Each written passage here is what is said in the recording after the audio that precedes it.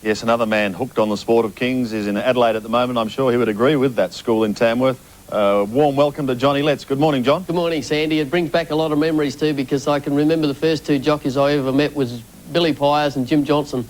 And I said I wanted to be like those guys one day. A couple of blokes that could ride, eh? Yes. It was fantastic to see that. And you're being a bit modest because there's three blokes that could ride, including one Jay Letts. John, let's talk about the Adelaide Carnival because it has already been a huge success. Yesterday was no exception. Yeah, Sandy, it was a great day, and we started off with Umrum. It was a terrific win in the size produce, and unfortunately, Jason Holder, who was riding the second favourite in the Adelaide Cup, Sky Bow, had a fall in the Oaks, and he's got a broken arm, and so we have to get a replacement rider for Sky Bow now. And the three jockeys on the short list are Richard Jolly, Darren Gauci and Gavin Eads. So the replacement's going to be, well, I'd say 100%.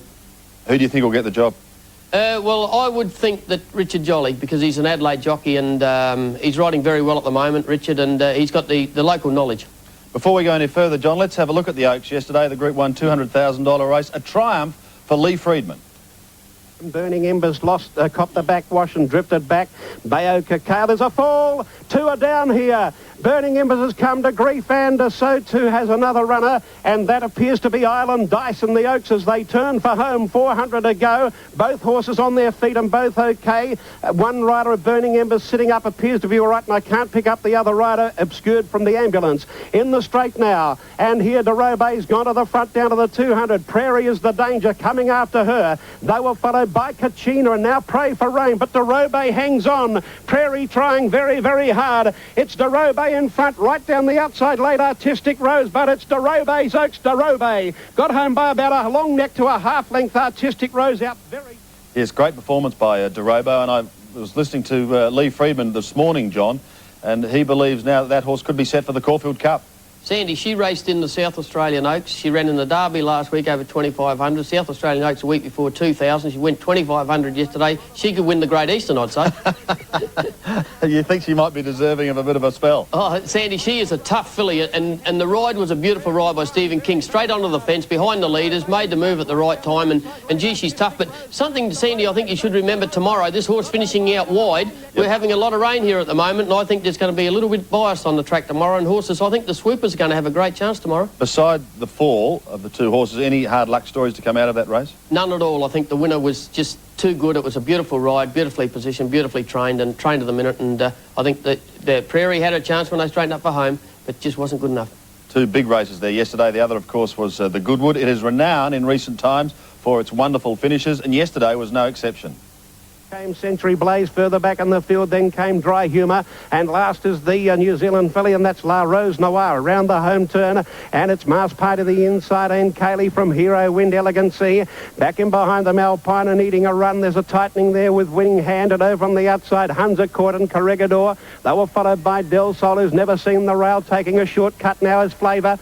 Further back in the field, then behind Elegancy was Torrizello, who got checked, and down the outside, here's another excuse, and Bellzevir starting to let go. Clang got to the front. Bellzevir out the extreme outside has raced up now, and Bellzevir goes to the front with another excuse, and Bellzevir doing just a little too well for another excuse. Bellzevir wins it for old Jim Houlihan.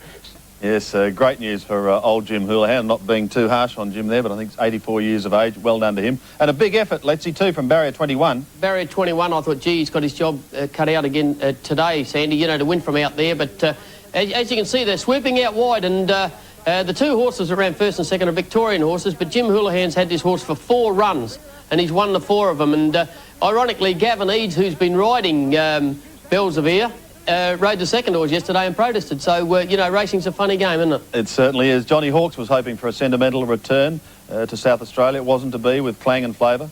Clang had every chance in the race. It was a beautiful ride by Darren Gauci, but it just wasn't good enough. I called him the winner as they straightened for home. He'd had a lovely cover behind the pace, and I thought when he got through and got to the lead, I thought this horse is going to win now, seeing his run a fortnight ago, and but he just didn't get to the line as good as those out wide. And, of course, the other big news there yesterday, and I think he probably almost stole the show, was Octagonal.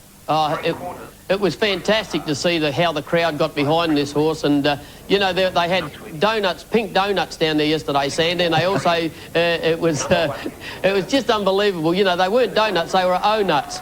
And, but there he goes, and doesn't he look fantastic? And Ray Fewings did a great call of the horse going to the line. The crowd were there, and they really supported this horse, and I think a lot of credit goes to John Hawkes and to the Ingham brothers for letting the horse come down here. As you know, he's a stallion. He's finished his racing. They had nothing to gain from it, but they've put a lot into racing, and they continue to do so. And I thought it was a great gesture yesterday by the three of them to send him down. Quite right. Fantastic. Now, your thoughts on the Adelaide Cup tomorrow? Of course, a big weekend over there. You talked about Cronus last week, and you think that horse can win the Adelaide Cup, John? I do. He's well weighted in the race, Sandy. I think he's beaten the handicapper. His win last week was very, very good. I do think Al Pompey, trained by George Hanlon, and he looked terrific at the track this week. Al Pompey's won over the distance. He's won in the wet, and he's won on the track. He's won 2 of these Adelaide Cups, and I do think for a roughie, there's a horse called Ice Doctor who ran second in the race 2 years ago.